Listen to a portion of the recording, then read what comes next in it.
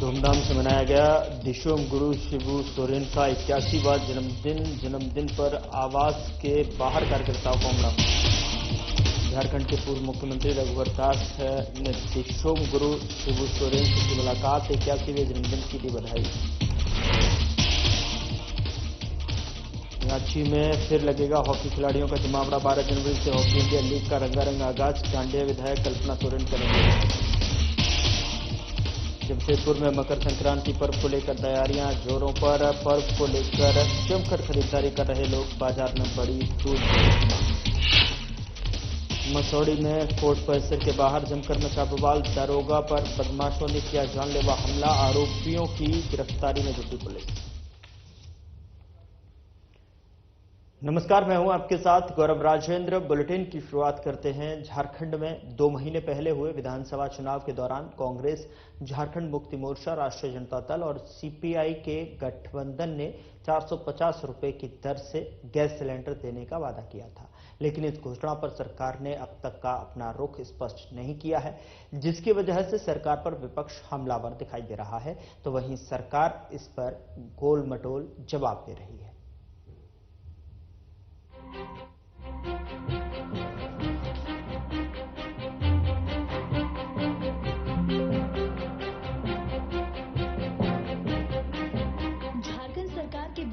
राधाकृष्ण किशोर ने gas cylinder के मुद्दे में पत्रकारों के सवाल पर गोल मटोल जवाब दिया है। उन्होंने कहा है कि राज्य में इंडिया गठबंधन की सरकार है। 450 रुपए में गैस सिलेंडर देने की घोषणा इंडिया गठबंधन ने नहीं की थी, बल्कि कांग्रेस पार्टी ने अपने स्तर पर यह वादा किया था। ऐसे में इस मुद्दे पर कोई भी निर्णय इंडिया गठबंधन के साझा प्लेटफॉर्म पर नहीं हो सकता है। ये किसकी घोषणा थी? ये आप लोगों की मतलब भाई, ये इंडिया गठबंधन के एक राजनीतिक दल की थी जो कांग्रेस पार्टी थी। मैं भी कांग्रेस पार्टी से रहता हूं। हर राजनीतिक दल को इस बात की स्वतंत्रता है कि वो अपने उद्देश्यों को, अपनी योजनाओं के बारे में वो रखे। जब तक इंडिया गठबंधन के प्लेटफॉर्म पर ये डिसाइड नहीं होता है, तब तक आप ये नहीं कर सकते हैं कि इंडिया गठबंधन का ये एश्योरेंस था कि हम 450 रुपया गैस सिलेंडर। वित्त मंत्री के इस वक्तव्यों के बाद भारतीय जनता पार्टी की राज्य की सरकार पर हमलावर हो गई है। बीजेपी के प्रदेश नेता प्रतिपक्ष सिन्हा ने कहा है कि गैस सिलेंडर पर जनता को दिए आश्वासन पर वादों से मुकरने का आरोप लगाया। साथ ही उन्होंने कहा कि वित्त मंत्री राधाकृष्ण किशोर ने यह बयान देकर चुनाव में किए गए वादों को एक तरफ से नकार दिया है। इससे हेमंत सोरेन सरकार की नीयत उजागर हो गई है। वित्त मंत्री विधानसभा में कांग्रेस पार्टी का प्रतिनिधित्व करते हैं, जिसका जनता के साथ धोखेबाजी करने का पुराना इतिहास रहा है। देखिए, वित्त मंत्री जी को यह पता होना चाहिए था कि जो कांग्रेस के प्रभारी हैं गुलाम मोहम्मद मीर, उन्होंने ही कहा था कि हम राज्य के लोगों को 450 रुपए में सिलेंडर देंगे, और झारखंड मुक्ति मोर्चा ने अपने घोषणा पत्र में इस बात का जिक्र किया। इसलिए मुकर जाना वायदे से मैं समझता हूं कि राज्य की जनता ने जो विश्वास जताया उन पर, अलग अलग जो वायदे किए, उसके साथ धोखा है। और जनता इस विश्वास में आज भी है कि सरकार की सद्बुद्धि आए। 450 रुपए में जो वायदा किया वो देना चाहिए उनको। लेकिन वित्त मंत्री ने जो बयान आया है, मुख्यमंत्री जिस तरह से चुप है, तो कहीं ना कहीं संदेह होता है कि शायद इनकी नीयत में कहीं ना कहीं कोई खोट है। चुनाव के समय कोई भी पार्टी जनता को आश्वासन देकर वोट लेना और सत्ता में आने के बाद मुकर जाना कोई नई बात नहीं है। ठीक उसी प्रकार झारखंड की जनता अब ठगा हुआ महसूस कर रही है। अब आने वाला समय देखने वाली बात होगी कि जनता से किए गए वादों को किस प्रकार से सरकार पूरा करने का काम करती है। सहयोगी संजय पांडे के साथ साधना न्यूज के लिए रांची से आशीष प्रसाद की रिपोर्ट।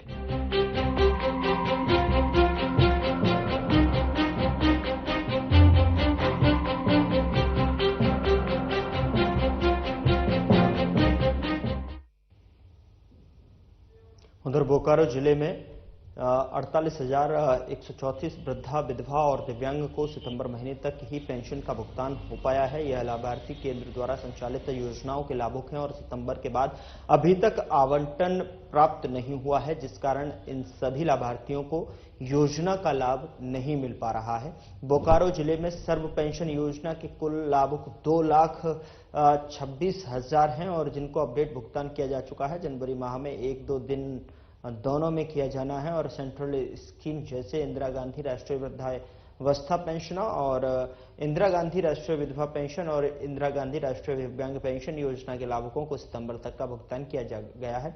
आपको बता दें कि बोकारो जिले के सहायक निदेशक सामाजिक सुरक्षा पीयूष ने बताया कि केंद्र की पेंशन योजना का राशि नहीं मिलने के कारण भुगतान नहीं हो पाया है। राज्य के सर्वजन पेंशन योजना के लाभुकों को 1-2 दिन के अंदर अपडेट भुगतान कर दिया जाएगा। दिसंबर महीने तक भुगतान किया जा चुका है।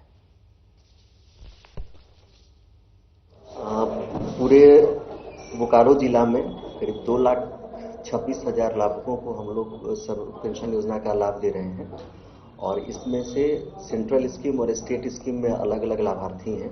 जो सेंट्रल स्कीम के हमारे लाभार्थी हैं जैसे इंदिरा गांधी राष्ट्रीय वृद्धावस्था पेंशन, इंदिरा गांधी राष्ट्रीय दिव्यांग पेंशन योजना या फिर इंदिरा गांधी राष्ट्रीय विधवा पेंशन योजना, इनके लाभार्थियों का आवंटन सितंबर तक जिला को प्राप्त था और हमने सितंबर तक भुगतान कर दिया है। इसके बाद आवंटन की प्रतीक्षा हो रही है। जैसे ही आवंटन होगा भुगतान हो जाएगा। राज्य संचालित जो भी सर्वजन पेंशन योजना के अंतर्गत लाभुक है उन सब लोगों को अपडेटेड भुगतान दिसंबर तक का हो गया है। जनवरी का भुगतान हम लोग आज और कल में कर रहे हैं, वो भी उनके खाते में राशि चली। सेंटर स्कीम के कुल जो अभी मैंने नाम गिनाए, इसमें कुल 48,134 लाभुक हैं जिनको हमने सितंबर माह तक भुगतान कर दिया है और उसके बाद आवंटन की प्रतीक्षा हो रही है। जैसे आएगा बाकी महीने का उनका। उधर जमशेदपुर जिले के बागबेड़ा ग्रामीण जलापूर्ति योजना को धरातल पर उतारने एवं बागबेड़ा, कीताडीह, हरहरगुडू एवं परसुडीह को नगर परिषद बनाने या जुगसलाई नगर पालिका में शामिल करने की मांग को लेकर बागबेड़ा में 1 दिवसीय धरना प्रदर्शन किया गया। बागबेड़ा महानगर विकास समिति के अध्यक्ष सुबोध कुमार झा ने कहा कि हम लोगों ने कई बार धरना प्रदर्शन भी किया, लेकिन बागबेड़ा ग्रामीण जलापूर्ति योजना धरातल पर अब तक नहीं उतरा। वहीं पानी की समस्या को लेकर लोग काफी जूझ रहे हैं। यदि समस्या का समाधान नहीं होता है तो हम लोग बस्तीवासी के लोग पैदल मार्च कर जमशेदपुर से दिल्ली जाएंगे और प्रधानमंत्री से मिलेंगे। क्या है, क्यों धरना दे रहे आप लोग? देखिए, बागबेड़ा ग्रामीण जलापूर्ति योजना की मांग को लेकर 2005 से क्रमबद्ध बागबेड़ा महानगर विकास समिति के द्वारा आंदोलन किया गया। इसके लिए जो है हम लोगों ने 599 बार धरना प्रदर्शन, भूख हड़ताल, अमर अनशन, यहाँ तक कि 6 बार विधानसभा का घेराव, 2 बार जो है हम लोग जो है राजभवन का घेराव, 1 बार जमशेदपुर से रांची पदयात्रा कर विधानसभा का घेराव, फिर पुनः हम लोग फिर जमशेदपुर से दिल्ली प्रधानमंत्री से गुहार लगाने के लिए पदयात्रा के माध्यम से हम लोगों ने गुहार लगा चुका है। इसमें 237 करोड़ रुपया पानी भी हम लोग को उपलब्ध हुआ, पैसा जो है उपलब्ध भी हुआ, लेकिन उसके बाद भी जो है ये राज्य सरकार जो है पूर्ण रूप से काम नहीं किया और आज जो है फिर हम लोग को आज धरना पे बैठना पड़ रहा है। 237 करोड़ रुपए का गमन हो गया और उसके साथ फिर हम लोग के पास में जो गमन का मामला के बाद फिर फंड के लिए हम लोगों ने फिर प्रयास किया, प्रधानमंत्री जी से गुहार लगा तो जल जीवन मिशन के तहत इस योजना को पूरा करने के लिए फिर जो है 50 करोड़ 58 लाख रुपया मिला। उधर मकर संक्रांति यानी कि टूसू पर्व को लेकर पोटका के हल्दी पोखर बाजारों में लोग गुड़, चूड़ा, नए कपड़ा, मिट्टी हंडी और बांस की टोकरी खरीदने के लिए लोग बाजार पहुंचे और जमकर खरीदारी की। यह बाजार कोल्हान के प्रसिद्ध बाजारों में एक माना जाता है, जहां पड़ोसी राज्य ओडिशा से बड़े पैमाने से लोग सामान की खरीदारी करने के लिए पहुंचते हैं। खरीदे हैं, ठेका खरीदे हैं और हम लोग का जो हरिया रस्सी जो बनाते हैं वो चला बोलते हैं, चला भी खरीदे हैं। ऑनला खरीदे हैं, वो जो हम लोग पिठिया जिसमें बनाते हैं। क्या कीजिएगा? पिठिया बनाएंगे, उसमें गुंडी डालेंगे, गुड़ डालेंगे, सब किस्म का मतलब ये डालेंगे, उसमें हम लोग पिठा बनाएंगे। सबसे हम लोग का बड़ा पर्व है यही टूसू मेला, टूसू पर्व मकर संक्रांति 14 तारीख को, 14 से शुरू होगा, वो चलते रहेगा।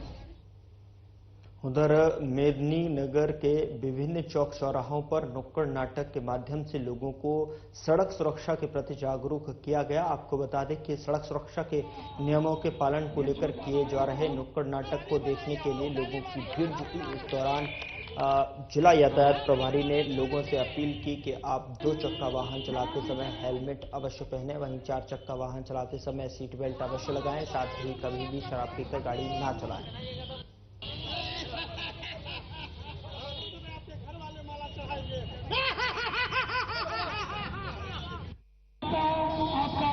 ये राष्ट्रीय सड़क सुरक्षा अभियान 31 जनवरी तक चल रहा है, जिसमें हम सभी लोग आए दिन कभी लोगों को फूल माला दे के हम लोग स्वागत कर रहे हैं, प्रभात फेरी बच्चों को लगाएं और लोगों को जागरूक भी कर रहे हैं कि आप सही सलामत चलें। और आज इस छमुहान पर नुक्कड़ नाटक के माध्यम से बाहर से आए कलाकारों के साथ नुक्कड़ नाटक के माध्यम से आप सभी शहरवासियों को छमुहान पर समझाया गया कि आप 2 व्हीलर चलाएं तो हेलमेट पहन के चलाएं और 4 व्हीलर चलाएं तो सीट बेल्ट लगा के अवश्य गाड़ी चलाएं, नहीं तो अभी आपने देखा कि यमराज आता है और कैसे उनको उठा के ले जाता है और फिर उनके फोटो पर मालाएं चढ़ाता है। ऐसा नहीं होने दें आप सभी। मैं चाहूंगा कि ऐसा ना हो किसी के साथ, लेकिन कब कहां किसके साथ कौन दुर्घटनाएं हो जाएगी गाड़ी में, ये कहना मुश्किल। उधर कार्मेल स्कूल के प्रिंसिपल की एक शर्मनाक करतूत सामने आई है। दरअसल आपको बता दें कि आरोप है कि उन्होंने 10वीं की छात्राओं की शर्ट उतरवाकर केवल ब्लेजर में उन्हें घर भेजा। बताया गया कि 10वीं की छात्राएं पेन डे मना रही थीं और परंपरा के अनुसार छात्राएं एक दूसरे के शर्ट पर शुभकामनाएं लिखती हैं और छात्राओं ने एक दूसरे के शर्ट पर शुभकामनाएं लिखी, लेकिन यह बात स्कूल के प्राचार्य को रास नहीं आई। इसमें करीब 100 छात्राएं शामिल थी। सभी छात्राओं को पहले उन्होंने डांटा, उसके बाद उनकी शर्ट उतरवाकर सिर्फ ब्लेजर पहनने दिया। ब्लेजर पहनकर ही छात्राएं अपने अपने घर गईं। वहीं घटना की जानकारी मिलने के बाद छात्राओं के अभिभावक आक्रोशित हैं और इस बाबत अभिभावक जो है उपायुक्त कार्यालय पहुंचकर स्कूल के प्राचार्य के खिलाफ कार्रवाई की मांग की है। मामले की गंभीरता को देखते हुए जिला प्रशासन ने एक टीम गठित कर जांच के आदेश दिए हैं।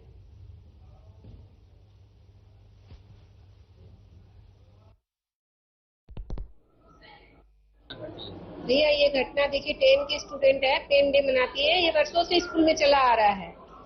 जहाँ तक हम लोग के भी बच्चे उस स्कूल में पढ़ के निकले हैं, लेकिन इस तरह की घटना आज तक नहीं हुई। लेकिन ये घटना सुन करके हम लोग को बोलने में भी खराब लग रहा है। हमारी बच्चियां हैं, 10 की बच्चियां हैं, कि स्कूल में ग्राउंड में वो लोग का शर्ट खुलवाया गया पेन डे मनाने से, ये बहुत गलत हुआ है।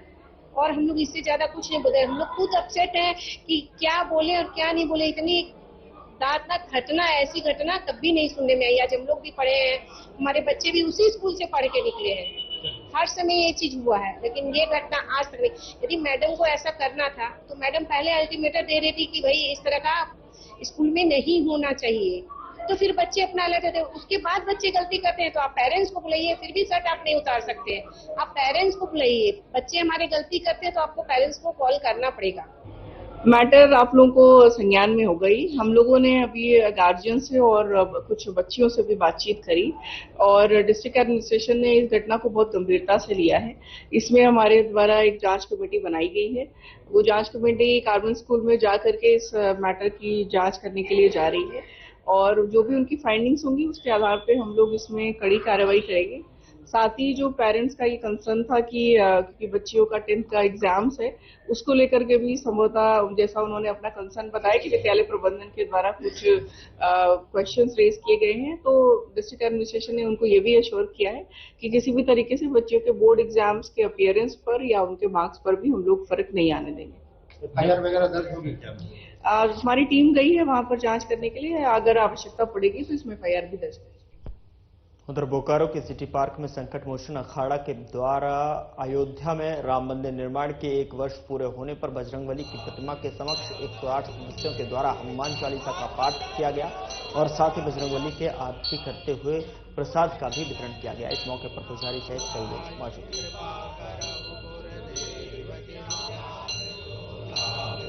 आज हम लोग सिटी पार्क संकट मोचन अखाड़ा के द्वारा श्री राम जन्मभूमि मंदिर जो रामलला का प्राण प्रतिष्ठा हुआ है उसका 1 वर्ष पूर्ण होने पे हिंदी पंचांग के माध्यम से वहां पे द्वादशी तिथि को प्राण प्रतिष्ठा हुआ था। आज जो है द्वादशी है, इसी के शुभ अवसर पे हम लोग सिटी पार्क में 108 अभिषेक कार्यकर्ताओं मिलकर के हनुमान चालीसा का पाठ किए हैं और धूप दीप नैवेद्य आदि से भगवान का पूजन करके यहाँ पे प्रसाद का वितरण किया जा रहा है। राम जन्मभूमि मंदिर प्राण प्रतिष्ठा के प्रथम वर्ष की उत्सव मनाए। उधर मोकामा थाना चौक पर एक बड़ा हादसा हुआ है। इस हादसे में कृषि विभाग के एक कर्मचारी और उनकी बीवी गंभीर रूप से जख्मी हो गए। बताया गया कि एक बेलगाम ट्रक ने कार में जो है सीधी टक्कर मार दी और वहीं गंभीर रूप से जख्मी दंपत्ति को बेहतर चिकित्सा हेतु पटना रेफर कर दिया गया है। आपको बता दें कि मोकामा थाना अध्यक्ष सह इंस्पेक्टर महेश्वर प्रसाद राय ने बताया कि मोड़ की तरफ से आ रहे ट्रक ने मोकामा स्टेशन में मोलदियार टोला के नजदीक जो है तरफ जा रही कार के टक्कर मार दी और जिसके कारण कृषि विभाग में कार्यरत मोलदियार टोला निवासी अमित कुमार उर्फ सोनू और उनकी पत्नी बुरी तरह से जख्मी हो गई। इस हादसे का सीसीटीवी फुटेज भी सामने आया है। तस्वीरें मोकामा के हादसे से जुड़ी हुई हैं जो कि आप देख पा रहे हैं अपने टेलीविजन स्क्रीन पर, जहां पर सीसीटीवी कैमरे में जो है घटना जो है कैद हो गई। कर्मचारी की बीवी गंभीर रूप से जख्मी हो गई। तस्वीरें आपके देखिए किस तरीके से जो है दूसरी तरफ से जो है क्रॉस करती हुई गाड़ी तस्वीरों में दिखाई दे रही है और अचानक से तेज रफ्तार ट्रक ने उस कार को जोरदार जो है टक्कर मार दी। तो इस हादसे में जो है एक दंपत्ति जख्मी हो गया और उस दंपत्ति को जो है जख्मी हालत में अस्पताल में भर्ती कराया गया है। तस्वीरों में साफ तौर पर क्रॉस करती हुई कार आप देख पा रहे हैं, लेकिन तेज रफ्तार से ट्रक आ रहा था और अचानक से ये जो हादसा है सामने आया। खबर मसौड़ी से है, जहां मसौड़ी कोर्ट परिसर के बाहर उस वक्त जो है हड़कंप मच गया जब कोर्ट हाजत प्रभारी दारोगा विवेक पासवान ने पर जो है बदमाशों ने जानलेवा हमला कर दिया। घटना कोर्ट हॉल के पास की है, जहां कैदी की पेशी के दौरान हुई बकझक ने गंभीर रूप से ले लिया। आरोप है कि हमलावरों ने इस दौरान दारोगा को दौड़ा कर पीटा। इस मामले को लेकर मसौड़ी थाने में मामला दर्ज किया गया है। इस संबंध में डीएसपी मसौड़ी वन हेतु जो है जिस तरीके से जो है यहाँ पर गंभीर रूप से घायल हो गया और ऐसे में डीएसपी मसौड़ी वन नव वैभव ने यहाँ पर आरोपियों की पहचान कर ली है। उनकी गिरफ्तारी के लिए पुलिस लगातार छापेमारी भी कर रही है। खबर मसौड़ी से है। चीज को मसौड़ी थाना को सूचना प्राप्त हुई कि मसौड़ी कोर्ट हाजत प्रभारी पुअनी विकास पासवान को जो अपनी ड्यूटी खत्म कर ट्रेन पकड़ने के लिए जा रहे थे, इसी क्रम में मसौड़ी कोर्ट हाल्ट के पास राजा कुमार एवं कुछ अन्य व्यक्तियों द्वारा उनके साथ मारपीट कर जख्मी कर दिया गया। इस संबंध में प्राथमिकी दर्ज कर अग्रतर कार्रवाई की जाए। उधर हाजीपुर पटना गांधी सेतु पुल पर 40 यात्रियों से भरी बस में अचानक आग लग गई और आग लगते ही अफरा तफरी का माहौल कायम हो गया। बता दें कि आग लगने के बाद में बस में सवार यात्री किसी तरह शीशा तोड़कर बाहर निकले और वहीं घटना के बाद सेतु पर जाम लग गया। दोनों ओर वाहनों की लंबी कतारें लग गई और मामले की सूचना पर फायर ब्रिगेड की टीम मौके पर पहुंची और ऐसे में जो है 1 घंटे की मशक्कत के बाद में आग पर काबू पाया गया। तब तक बस जलकर राख हो गई थी। घटना को लेकर हाजीपुर सदर एसडीपीओ ओम प्रकाश ने बताया कि सभी यात्री सुरक्षित हैं और आग पर काबू पा लिया गया है। रूट पर एक बस यात्री बस में आग लग गई एकाएक। उसका कारण का हम लोग पता कर रहे हैं। सभी यात्री सुरक्षित हैं। फायर ब्रिगेड की गाड़ी आई है और उसको बुझाने का प्रयास चल रहा है और फिर हम लोग जो रोड है उसको क्लोज करेंगे और बढ़ाएंगे, जाम को छुड़ाएंगे। किसी तरीके का नुकसान कोई नुकसान नहीं हुआ है। पब्लिक सुरक्षित है। तो बस कहाँ से कहाँ जा रही थी सर? ये तो पता कर रहे हैं हम लोग कि बस कहाँ से कहाँ जा रही थी। हाजीपुर से पटना की ओर जा रही थी। अब कहाँ जा रही थी उसको पता कर। आग लगने की वजह क्या? आग लगने की वजह की पता कर रहे हैं हम लोग कि कैसे आग लगी। जिस बस में आग लगी उसमें यात्री भरे हुए थे। खबर नालंदा जिले से है, जहां चेरो ओपी थाना क्षेत्र के बख्तियारपुर रजौली मुख्य सड़क मार्ग पर घना कोहरा होने के कारण भीषण सड़क हादसा हो गया।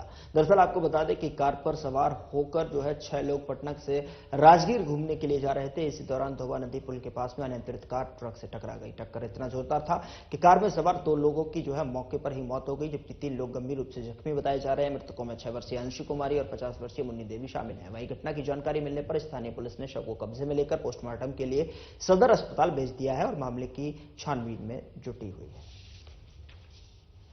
सर, सुबह हम लोग को पता चला 8 बजे के अंतराल में कि हरनौत और बख्तियारपुर के बीच में हमारे परिवार में एक्सीडेंट हुआ क्रेटा गाड़ी से और ट्रक से टकराने के कारण, जिसमें मेरी मामी और एक बच्चा दोनों एक्सपायर कर गए। क्या लग रहा है?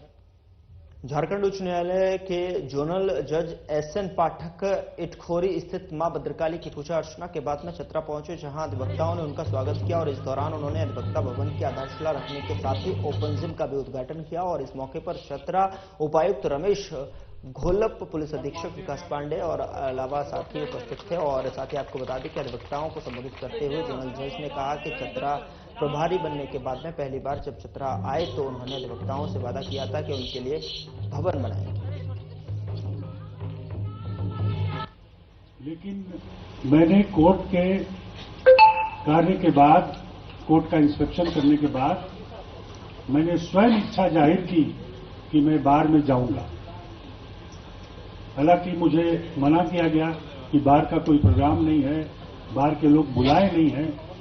मैंने प्रिंसिपल डिस्ट्रिक्ट जज को कहा कि बेंच जो है बिना बार के अधूरा है, आप बार को अपने से अलग नहीं कर सकते, इसलिए बार बुलाए या ना बुलाए मैं बार में जाऊंगा।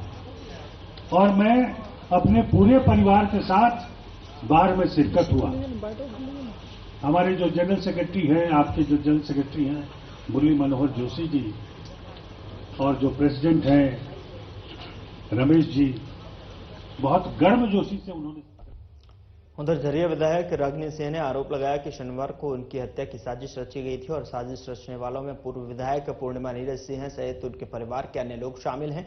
बता दें कि उन्होंने फायरिंग करने का आरोप रामधारी सिंह के पुत्र शशि सिंह पर लगाया है और शशि सिंह विधायक रागिनी सिंह के देवर हैं और पिछले 13 वर्षों से कोयला कारोबारी है। और आपको बता दें कि सुरेश सिंह हत्याकांड में फरार चल रहे हैं। रागिनी सिंह ने पुलिस को दिए अपनी शिकायत में कहा है कि मेरे कार्यालय में 2 लोग आए थे, जिनमें से एक व्यक्ति के हाथ में रुमाल से ढकी हुई पिस्टल थी और कुछ देर बाद इधर उधर देखने के बाद में कार्यालय के बाहर निकलते ही फायरिंग करने लगे। जब सीसीटीवी फुटेज देखा गया तो आरोपी कोई और नहीं बल्कि उनका अपना देवर शशि सिंह ही निकला। बहुत बड़ा ये करने के बहुत बड़ा विषय भी नहीं है, क्योंकि सरकार में ये रोज घटनाएं घटती है। तो विषय यही है कि आज सुबह 7 बजे की जो घटना घटी है, क्योंकि 7 बजे मेरा कार्यक्रम आज झरिया विधानसभा में था और कुछ लोगों बहुत लोगों को मेरा कार्यक्रम जब भी होता है तो हम ग्रुप में छोड़ देते हैं या बहुत सारे लोगों को पता चल जाता है कि हम पूरे सार्वजनिक तरीके से सूचना करके ही आते हैं। उस मंशा से अगर कहा जाए या जिस मंशा से कहा जाए, जिस तरह से फुटेज कैमरा में दिख रहा है कि गाड़ी में बहुत सारे लोग बैठे हैं और 2 लोग उतरते हैं बाकायदा पिस्टल के साथ और हमारे चेंबर को इधर उधर देखते हैं और फिर निकल जाते हैं। तो सोच सकते हैं कि उनकी मानसिकता क्या है। तो ऐसे सरकार में एक विधायक भी सेफ नहीं है, प्रशासन सेफ नहीं है। तो आप लोग सोचिए कि इस सरकार में क्या सिचुएशन है। हालांकि मुझे कोई डर नहीं है, ऐसे अपराधियों से मुझे कोई डर नहीं है। मुझे अपनी जनता और परिवार की चिंता होती है कभी भी।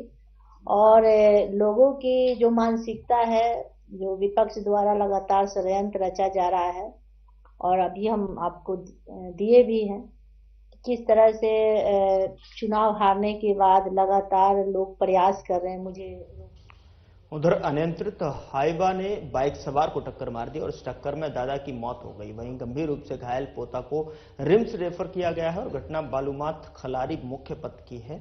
मृतक की पहचान 77 वर्षीय प्रयाग गोप के रूप में की गई है और घटना के बाद में स्थानीय लोगों के सहयोग से दोनों बालूमाथ सामुदायिक स्वास्थ्य केंद्र लाया गया और जहां चिकित्सक डॉक्टर अमरनाथ प्रसाद ने प्रयाग गोप को मृत घोषित कर दिया।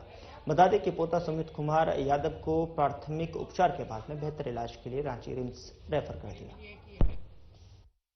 के आसपास में बगिया के आसपास में कहीं पर लोग बाइक से आ रहे थे। जो एक बुजुर्ग थे 60 साल का जो था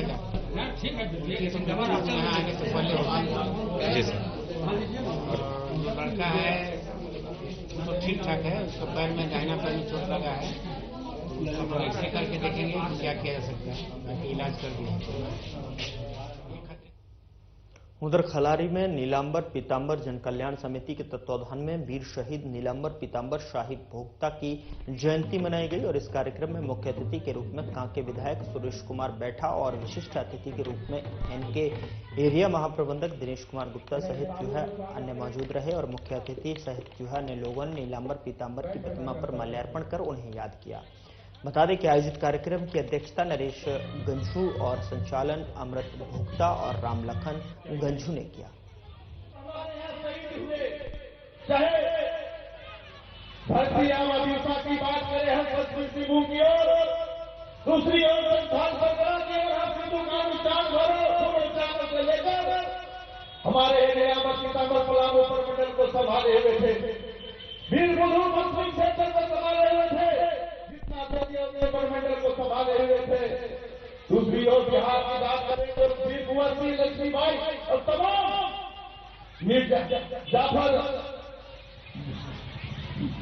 जी ने जब आंदोलन जब 1857 की लड़ाई गदर हो रहा था तो तमाम योद्धाओं ने इस देश को संभालने का काम किया, अंग्रेजों से लड़ने का काम किया। उन महान शहीदों को मैं नमन करता हूं। फिलहाल बुलेटिन में इतना ही। नमस्कार।